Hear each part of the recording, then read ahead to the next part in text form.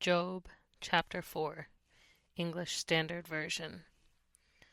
Then Eliphaz the Temanite answered and said, If one ventures a word with you, will you be impatient? Yet who can keep from speaking? Behold, you have instructed many, and you have strengthened the weak hands. Your words have upheld him who was stumbling, and you have made firm the feeble knees. But now it has come to you, and you are impatient. It touches you, and you are dismayed. Is not your fear of God your confidence, and the integrity of your ways your hope? Remember, who that was innocent ever perished, or where were the upright cut off?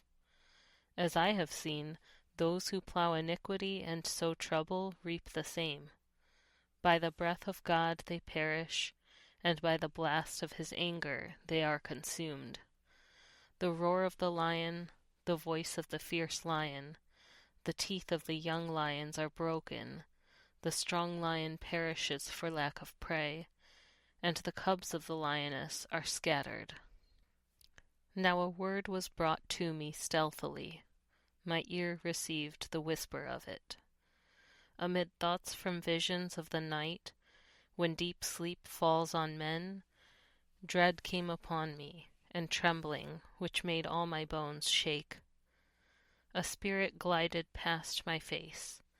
The hair of my flesh stood up. It stood still, but I could not discern its appearance. A form was before my eyes. There was silence.